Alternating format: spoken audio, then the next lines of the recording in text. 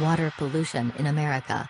If you don't know already, a serious and big issue in America is its water pollution. So here are 4 shocking facts about America's water. Number 1. In the past 12 years, drinking water used by 49 million residents of the United States has been contaminated with bacteria, radioactive materials, and arsenic in levels that are both illegal and incredibly unsafe. This means that the Safe Drinking Water Act has been violated severely by over 20% of the United States water treatment facilities. Most of these water treatment facilities did nothing about it, and most of them were never fined or given anything other than a verbal warning to improve their water quality.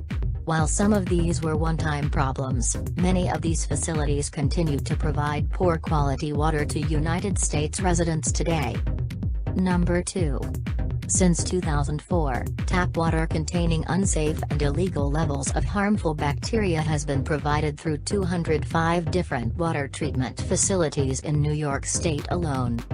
Only 3 of these 205 facilities ever received any punishment or fines for this. Most of these facilities supply smaller numbers of residents with water, and many of them service areas where the population is 20,000 or less. In this way, smaller neighborhoods are much more heavily affected by polluted water in the United States than larger cities are. Number 3.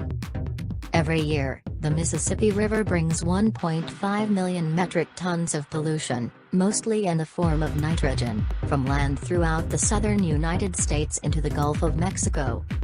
When this happens, a massive dead zone forms in the Gulf, killing off almost all of the plant, fish, and animal life there.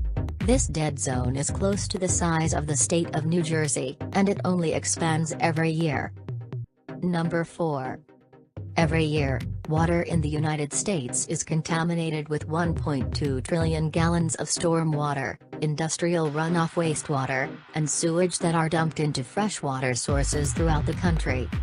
Even if these substances aren't purposefully dumped in freshwater supplies, they still often enter them by way of groundwater contamination anyway.